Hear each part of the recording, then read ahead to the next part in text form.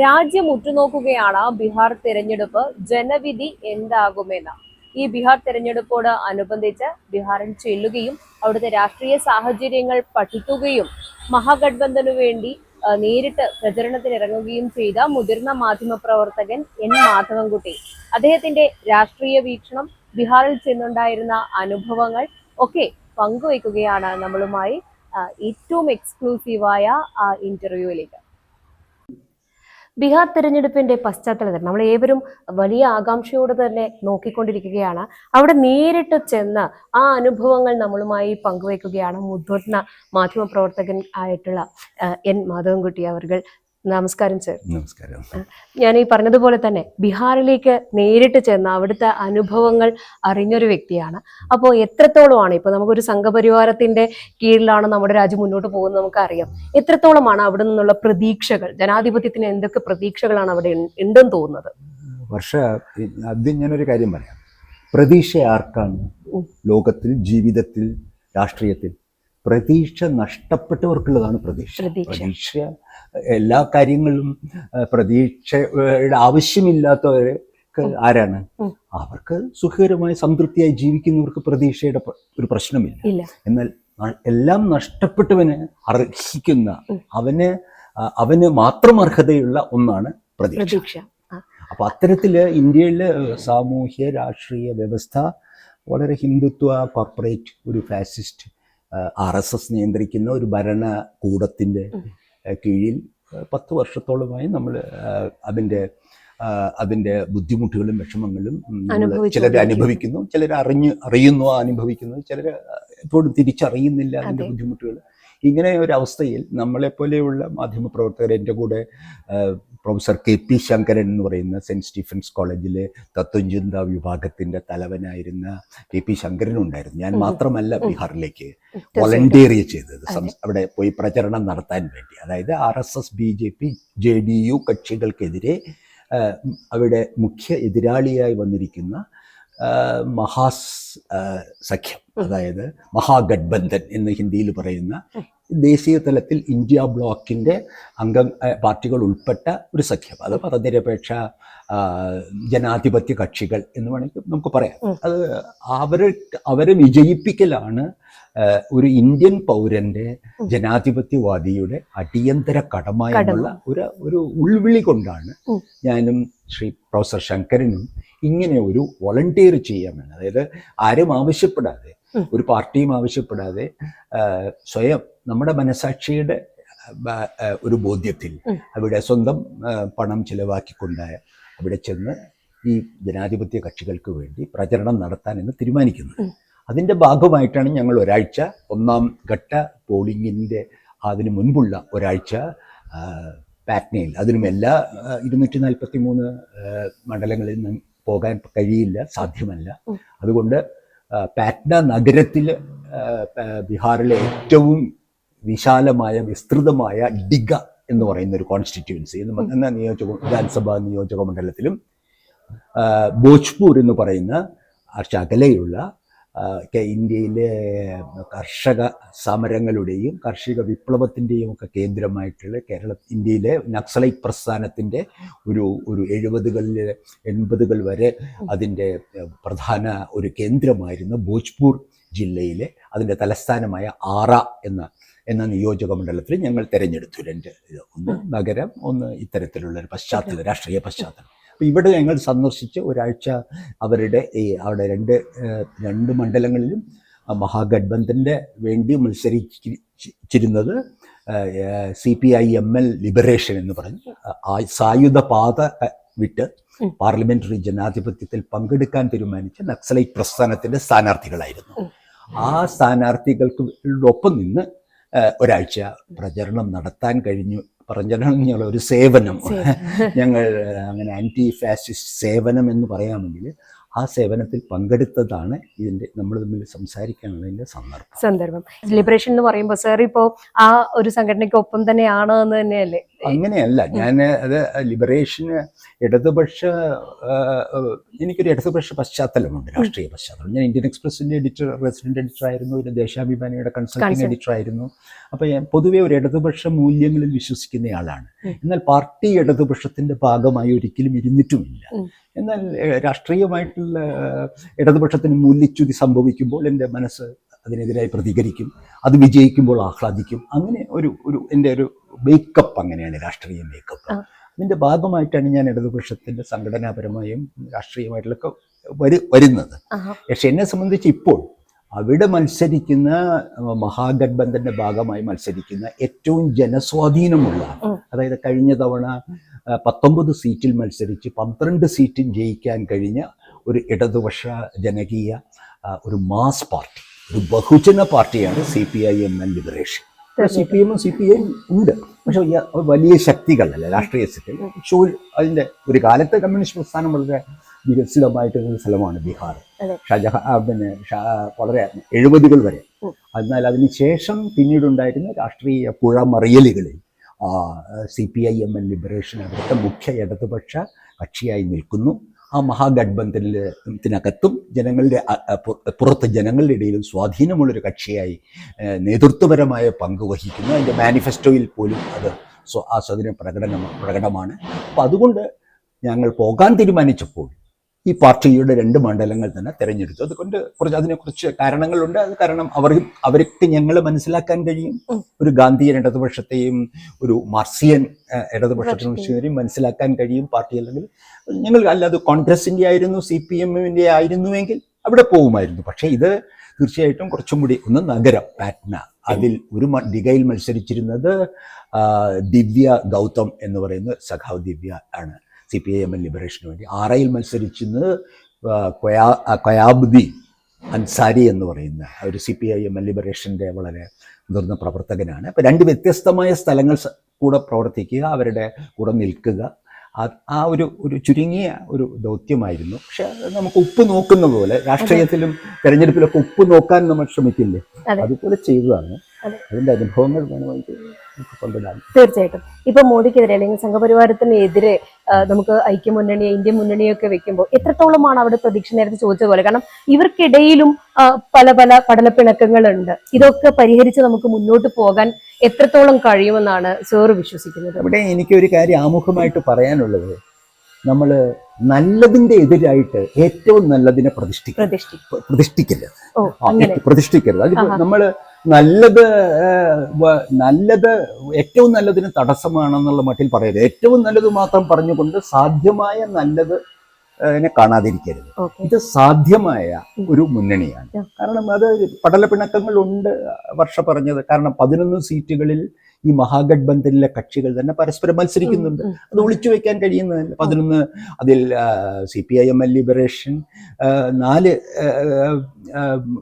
നിയോജക മണ്ഡലങ്ങളിൽ കോൺഗ്രസിന് 2 കോൺഗ്രസിനെയും 2 CPIയും പിന്തുണയ്ക്കുന്നു, ബാക്കി നിശബ്ദത പാലിക്കുന്നു. അങ്ങനെ പടലപ്പിണക്കങ്ങൾ തീർച്ചയായിട്ടും ഉണ്ട്. അതൊരു സുഘടിതമായിട്ടുള്ള ഒരു രാഷ്ട്രീയ തെരഞ്ഞെടുപ്പ് മുന്നണിയാണെന്ന് ഞാൻ പറയില്ല, കാരണം അത് തെറ്റാണ്.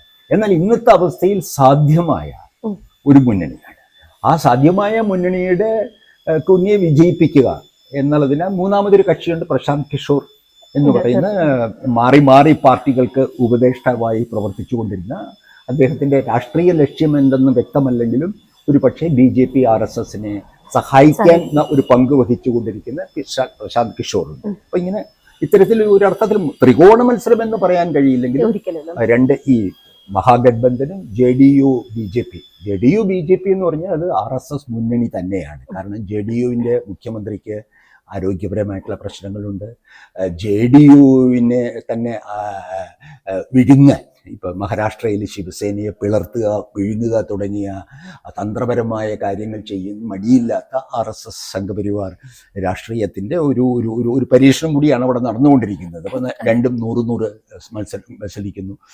കൂടുതൽ വിജയസാധ്യതയുള്ള BJP മത്സരിക്കുന്നു. അപ്പോൾ ഒരു നീണ്ടകാലം ബീഹാറിനെ BJPയുടെ കയ്യിൽ ഒതുക്കാനുള്ള രാഷ്ട്രീയ തന്ത്രത്തിൻ്റെ കൂടി പരീക്ഷണമാണ് അവിടെ നടക്കുന്നത്. അതുകൊണ്ടാണ് ഞങ്ങൾക്ക് ജീവൻ മരണ പ്രശ്നമാണ്. കാരണം ഉത്തർപ്രദേശിന് ശേഷം ബീഹാർ കൂടി ഔപചാരികമായി അവരുടെ BJP RSS സർക്കാർ വരികയാണെങ്കിൽ അതിനുള്ള ഒരുക്കങ്ങളാണ് അവർ തെരഞ്ഞെടുപ്പ് കമ്മീഷനെ ഉപയോഗിച്ചുകൊണ്ട് ചെയ്തുകൊണ്ടിരിക്കുന്നത്. ആളുകളുടെ പേരുകൾ വെട്ടി നീക്കുക, ആളുകളെ കൂട്ടിച്ചേർക്കുക,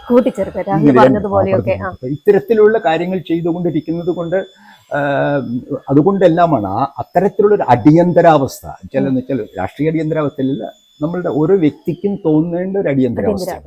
അതിന്റെ ഭാഗമായിട്ടാണ് നമ്മൾ സാധ്യമായ മുന്നണി മത്സരിക്കുന്ന ഇന്ത്യൻ ഹൃദയഭൂമിയിലെ ഹിന്ദി സംസാരിക്കുന്ന ബീഹാർ നീണ്ടകാലം ഇന്ത്യൻ സ്വാതന്ത്ര്യ സമരത്തിലും രാജേന്ദ്ര പ്രസാദിന്റെയും മഹാത്മജിയുടെയും അങ്ങനെ നീണ്ടകാലം സ്വാതന്ത്ര്യ സമരത്തിന്റെ ചമ്പാരനിലാണ് സ്വാതന്ത്ര്യ സമരം തുടങ്ങുന്നത്. പിന്നീട് അങ്ങനെ നീണ്ട കർഷക സമരങ്ങളുടെ വലിയ പരമ്പരയുള്ള സ്ഥലമാണ്. എന്നിട്ടും 1970 അടിയന്തരാവസ്ഥക്കെതിരായിട്ടുള്ള അതിന്റെ പൊട്ടിപ്പുറപ്പെട്ടത് ജയപ്രകാശ് നാരായണന്റെ ബീഹാറിലാണ്. അവിടെ നിന്ന് മണ്ഡൽ ഇതിന്റെ വീണ്ടും കുഴമറിയിൽ പുതിയ രാഷ്ട്രീയ കക്ഷികൾ ഉണ്ടായത് ബീഹാറിലാണ്. അപ്പൊ എന്തുകൊണ്ടും മർമ്മപ്രധാനമാണ് ഡൽഹി ആര് ഭരിക്കുന്നു എന്നുള്ളത് പോലെ തന്നെ മർമ്മപ്രധാനമാണ് ബീഹാറും UPയും. അവിടെയാണ് RSSന്റെ ഏറ്റവും വലിയ അതിന്റെ മുസ്ലിം വിരുദ്ധതയും അതിന്റെ ജനാധിപത്യ വിരുദ്ധതയും ഒക്കെ പ്രകടമാവുന്നത്. അപ്പൊ ഇത് ഏത് വില കൊടുത്തും നേടാനുള്ള ശ്രമമായിട്ടാണ് RSSും BJPയും ഇതെടുത്തിരിക്കുന്നത്. പക്ഷേ കേരളത്തിലെ ജനങ്ങൾക്ക് അതിന്റെ ഗൗരവം അത്ര കണ്ട് മനസ്സിലായിട്ടുണ്ടോ എന്ന് ഒരു സംശയവുമുണ്ട്. കേരളത്തിലെ ഒരു കാര്യമുണ്ട്. കാരണം എന്താ വെച്ചാൽ കേരളത്തില് ജാതി എന്നൊക്കെ പറയുമ്പോഴും നമുക്ക് അത്രത്തോളം എങ്ങനെയാണ് ഇത് ഒരു വ്യത്യാസം വരുന്നതെന്ന് മനസ്സിലാവില്ല. പക്ഷെ ബീഹാറിലൊക്കെ രാഷ്ട്രീയത്തിനപ്പുറം ജാതി തന്നെയല്ലേ ഇപ്പോഴും അവിടെ കാര്യങ്ങൾ നിയന്ത്രിക്കുന്നത്. അങ്ങനെ തോന്നിയിട്ടില്ല? അത് കേരളത്തില് ബീഹാറിലുള്ള താല്പര്യം കുറഞ്ഞത് അവിടെ ജാതിയും ഇവിടെ ജാതി ഇല്ല എന്നുള്ളത് ഞാൻ യോജിക്കുന്നു. അതുകൊണ്ടല്ല, അതിന്റെയും കൂടി ഒരു സീരിയസ്നെസ് മനസ്സിലാക്കലിന് അതൊരു ബുദ്ധിമുട്ടുണ്ട്. കേരളത്തിലും ജാതി വളരെ ശക്തമാണ്. വെള്ളാപ്പള്ളി നടേശൻ അദ്ദേഹം വളരെ സജീവമായി RSS അനുകൂലമായിട്ട് നിൽക്കുന്നയാളാണ്. NSS രാഷ്ട്രീയം പറയുന്നു, മതപരമായിട്ടുള്ള രാഷ്ട്രീയം, മുസ്ലിം ലീഗ്, അപ്പൊ ഇതെല്ലാം ഉണ്ട്. പക്ഷേ ഒരു പ്രകടമായ ഒരു ജന്മിസ്ഥ വ്യവസ്ഥയിൽ ഇത്ര പച്ചയ്ക്ക് രാഷ്ട്രീയം ജാതി ഇല്ലാത്ത സ്ഥലമാണ്. പക്ഷെ ഞാൻ ഉദ്ദേശിച്ച അതല്ല, ഞാൻ അതുകൊണ്ടല്ല, മലയാളിയുടെ ഒരു അലസതയുണ്ട്, രാഷ്ട്രീയ അലസത. കാരണം ഇത് ഇടതുപക്ഷ പ്രസ്ഥാനത്തിന് വളരെ വേരുള്ള മണ്ണാണ്. അപ്പൊ ഇവിടെ നമുക്ക് എല്ലാം സുഖകരമാണ്. നമ്മളെ കേരളത്തിലെ എന്താ പറയാ സഹ്യനിപ്പുറം ഒരു വൻമതിലുണ്ട് ഈ ഫാസിസം വരുന്നതിന്. ഇവിടെ ആരോ തടഞ്ഞ് നമ്മളെ നിർത്തുന്നുണ്ട്. നമ്മുടെ നവോത്ഥാനം, നമ്മുടെ കമ്മ്യൂണിസ്റ്റ് പ്രസ്ഥാനം, ശ്രീനാരായണ ഗുരു, P. കൃഷ്ണപിള്ള, അങ്ങനെയുള്ള വലിയ ചരിത്രത്തിന്റെ ഭാഗമായി ഇവിടെ ഇങ്ങനെ ഫാസിസം എങ്ങനെ വരാൻ എന്നുള്ളൊരു അലസതയും ഒരു ഇതും കേരളത്തിലെ മാധ്യമ പ്രവർത്തകർക്ക് തീർച്ചയായിട്ടും എനിക്ക് കണ്ടറിയുന്നതാണ്. നമ്മൾ അതിനെക്കുറിച്ച് എന്താ പറയുന്നത് വെച്ചാൽ പെട്ടെന്ന് നമ്മളുടെ വളർച്ച നമുക്കെതിരായിട്ടുള്ള ഒരു രാഷ്ട്രീയ അവബോധം. നമ്മൾ വളർന്നു, അപ്പോൾ നമുക്ക് വിശാലമായ ഈ ഇന്ത്യൻ ക്യാൻവാസ് മനസ്സിലാക്കാതിരിക്കാനുള്ള ഒരു മധ്യവർഗ അലസത, രാഷ്ട്രീയ അലസത, അത് എന്നെ ബുദ്ധിമുട്ടിച്ചു. പ്രൊഫസർ ശങ്കരനെയും വിഷമിപ്പിച്ചു. അപ്പൊ വാസ്തവത്തിൽ ഇടതുപക്ഷത്തിന് വേരോട്ടമുള്ള സ്ഥലത്ത് കൂടുതൽ ജാഗ്രതയാണ് സാർവദേശീയ കാര്യങ്ങളിൽ കാണിക്കേണ്ടത്. എന്തോ കേരളത്തിന്റെ മധ്യവർഗവൽക്കരണം എന്ന് ഞാൻ പറയാവുന്ന ഒരു രാഷ്ട്രീയ പ്രക്രിയയിൽ അത് പതുക്കെ പോകുന്നു. പിന്നെ കേരളത്തിലെ പാർലമെന്ററി ജനാധിപത്യ പ്രക്രിയയിലുള്ള കമ്മ്യൂണിസ്റ്റ് പാർട്ടികളുടെ ജാഗ്രതക്കുറവും അവരുടെ പാർലമെന്ററി വോട്ട് രാഷ്ട്രീയത്തിൽ മാത്രമുള്ള കണ്ണുവച്ചിട്ടുള്ള അവരുടെ പ്രവർത്തനങ്ങളും ജനങ്ങളുടെ വീക്ഷണവും അവരുടെ കാഴ്ചപ്പാടിനെയും സ്വാധീനിക്കുന്നു. അപ്പൊ അതുകൊണ്ട് ഞങ്ങൾ ഇടതുപക്ഷത്ത് തന്നെ നിന്നുകൊണ്ട് ഗാന്ധിയൻ ആയിട്ടുള്ള ഒരാളും ഞങ്ങളുടെ ഇടതുപക്ഷം എന്ന് പറയുമ്പോൾ അവിടെ തന്നെ ഒരു മുന്നണി ഞങ്ങളുടെ പോക്കിലുണ്ട്. അപ്പൊ അത് കേരളത്തിനൊരു സന്ദേശം കൊടുക്കുകയാണെങ്കിൽ അത്രത്തോളം ഞങ്ങളുടെ വാർദ്ധക്യത്തിൽ ഈ ജനാധിപത്യത്തിന് വേണ്ടിയിട്ടുള്ള ഇടതുപക്ഷ മൂല്യങ്ങൾക്കും വേണ്ടിയുള്ള ഒരു ചെറിയ പങ്ക് വഹിച്ചു അണ്ണാറക്കണ്ണനും തന്നെ. ഇതുപോലെ കേരളത്തിൽ നമ്മൾ നോക്കുകയാണെങ്കിൽ മതനിരപേക്ഷ ഇടങ്ങളിൽ പോലും വരുന്ന ശബ്ദങ്ങൾ RSSന് അനുകൂലമായിട്ടാണ് എന്ന് ഈ പുതിയ കാലത്തായിട്ട് തോന്നിയിട്ടുണ്ട്. അത് വളരെ കാര്യമായി പറഞ്ഞു പോവുകയാണെങ്കിലും സൂക്ഷിച്ചു കേട്ടാൽ ഇതൊക്കെ RSSന്റെ ശബ്ദമാണല്ലോ എന്ന് തോന്നാറുണ്ട്. അത് ഈ പുതിയ കാലത്ത് വരുന്ന ഒരു പ്രവണതയാണ്. അതിനോട് തീർച്ചയായിട്ടും അത് തന്നെയാണ് ഞാൻ ഈ പറഞ്ഞു വന്നത്. കാരണം ഈ ജാഗ്രതക്കുറവ്, രാഷ്ട്രീയ അലസത, ഇംഗ്ലീഷിൽ പറയും ടേക്കൺ ഫോർ ഗ്രാൻഡഡ്. അതെ. പക്ഷേ ഒരു കാര്യം ഞാൻ മനസ്സിലാക്കിയത്, എൻ്റെ പത്രപ്രവർത്തന കാലത്ത് എനിക്ക് മനസ്സിലായത്, RSS അല്ലെങ്കിൽ പ്രതിനിധാനം ചെയ്യുന്ന ഒരു രാഷ്ട്രീയത്തിന് തെരഞ്ഞെടുപ്പിൽ വോട്ടുകൾ നേടിക്കൊണ്ട് മാത്രം അതിനെ സ്വാധീനിക്കാൻ, അതിനേക്കാൾ അപ്പുറം അത് നമ്മുടെ സാംസ്കാരിക സാമൂഹ്യ കോശങ്ങളിൽ പ്രവേശിച്ച്, നിങ്ങൾ തെരഞ്ഞെടുപ്പിൽ കമ്മ്യൂണിസ്റ്റ് മാർക്സിസ്റ്റ് പാർട്ടിക്കോ കോൺഗ്രസിനോ ആയിരിക്കും വോട്ട് ചെയ്യുക, പക്ഷെ നിങ്ങളുടെ ചിന്താഗതിയും മനസ്സും RSSന്റെ ഹിന്ദുത്വ രാഷ്ട്രീയത്തിന് വശംവദമാവുകയും അത് പ്രകടിപ്പിക്കുകയും ചെയ്യുന്ന ഒരു സമൂഹമായിട്ട് മാറി വരുന്നുണ്ട്. അപ്പൊ അതുകൊണ്ട് നമ്മുടെ രാഷ്ട്രീയത്തിൽ BJP എത്ര വളരുന്നു, എത്ര സീറ്റ് കിട്ടി, ഇവിടെ തൃശ്ശൂരിൽ സുരേഷ് ഗോപി ജയിച്ചു എന്നുള്ള കാര്യങ്ങൾ മാത്രം ആലോചിക്കാതെ വളരെ കാലമായി, എൻ്റെ ഒരു അഭിപ്രായത്തിൽ 80കൾ മുതൽ ബാലഗോകുലം, ഈ പറയുന്ന രാമായണ മാസം, ഇങ്ങനെയുള്ള നിരവധി സാംസ്കാരിക ഇടങ്ങൾ അവരുടെ മേൽക്കോയ്മ നേടാനായിട്ട് സഹായിച്ചിട്ടുണ്ട്. കേരളത്തിൽ ഏറ്റവും അധികം RSSന്റെ ശാഖയുള്ള ഇന്ത്യയിൽ ഏറ്റവും അധികം ഉള്ളത് കേരളത്തിലാണ്. അപ്പൊ നമ്മൾ തെരഞ്ഞെടുപ്പിൽ BJPയെ തോൽപ്പിക്കുക എന്നുള്ളത് പ്രധാനമാണ്, പരമപ്രധാനമാണ്. എന്തുകൊണ്ട് നമുക്ക് സുരേഷ് ഗോപിയെ തോൽപ്പിക്കാൻ കഴിഞ്ഞില്ല എന്നുള്ളത് ഒരു രാഷ്ട്രീയ വെല്ലുവിളിയാണ്. പക്ഷെ അതിനപ്പുറം മലയാളിയുടെ ഒരു ദൈനംദിന ജീവിതത്തിലേക്ക് നമ്മൾ അറിയാതെ ക്യാൻസർ, അതാണ് ഞാൻ പറഞ്ഞത്, ജീവകോശങ്ങളെ കടന്നാക്രമിക്കുന്ന ഒരു വൈറസോ അല്ലെങ്കിൽ എന്താ ഒരു ഇൻഫെക്ഷൻ, അത് മനസ്സിലാക്കാതെ പോകുന്നു. പിന്നെ അത് പലരുടെയും വിചാരം അതിന്റെ കാരണം എന്താ വെച്ചാൽ നമ്മുടെ ഡെമോഗ്രഫി, നമ്മുടെ ജനസംഖ്യ ക്രിസ്ത്യാനികളും ഹിന്ദുക്കളും മുസ്ലിങ്ങളുമുള്ള അനുപാതമുണ്ടല്ലോ, ആ അനുപാതം ഒരു വളരെ സുന്ദരമായ ബാലൻസ് ആണ്, ഇക്വിലിബ്രിയമാണ്, സന്തുലിതാവസ്ഥയാണ് സാമൂഹ്യം. അതിന്റെ സൗന്ദര്യം നമ്മൾ ആസ്വദിച്ചുകൊണ്ടിരിക്കുന്നു, അതിന്റെ ബലം നമ്മുടെ വികസനത്തിലും നമ്മുടെ സാമൂഹിക കാര്യങ്ങളിലും ഉണ്ട്. പക്ഷെ അതൊന്ന് ഇളകിയാൽ ഉണ്ടാകുന്ന മഹാവിപത്ത് എന്താണെന്ന് രാഷ്ട്രീയമായി ചിന്തിക്കേണ്ടവർ പോലും ചിന്തിക്കുന്നില്ല. അപ്പൊ അതുകൊണ്ട് മുസ്ലിം വിരുദ്ധത ഇപ്പൊ എവിടെയെങ്കിലും ഉത്തർപ്രദേശിൽ എവിടെയെങ്കിലും ബുൾഡോസർ വെച്ച് പാവപ്പെട്ട മുസ്ലിങ്ങളെ അടിച്ച് തീർത്താലും അത് മറ്റൊരു വാർത്തയായിട്ട് എഴുതുക. ഏതെങ്കിലും പെന്തക്കോസ്ത് സുവിശേഷ പ്രചാരകനെ മധ്യപ്രദേശിൽ RSS ആളുകൾ ആക്രമിക്കുമ്പോൾ ബജരംഗ് ദളിക്കും, അത് വെറുതെ കേരളത്തിലെ പള്ളിയെ പോലും നേതൃത്വത്തെ പോലും ഇല്ല. അപ്പൊ അതാണ് ആ ഭയത്തിൽ നിന്നാണ് അത്. ആ ഒരു ശരിയോ തെറ്റോ എന്നറിയില്ല, നമുക്ക് നമ്മുടെ കാഴ്ചപ്പാട് ഇത് അധികരിച്ചു കാണുകയാണോ എന്നും എനിക്കറിയില്ല. പക്ഷെ എൻ്റെ രാഷ്ട്രീയം കൊണ്ട് തോന്നുന്നതായിരിക്കാം. പക്ഷെ അങ്ങനെ ഒരു അലസതയ്ക്ക് ഒരു ഇടമില്ല എന്ന് എന്നെ പോലത്തെ ഒരു വയസ്സായിട്ടുള്ള ഒരാളത് പറയുമ്പോൾ തീർച്ചയായിട്ടും ചെറുപ്പക്കാർക്കും അത് തോന്നേണ്ടതല്ലേ.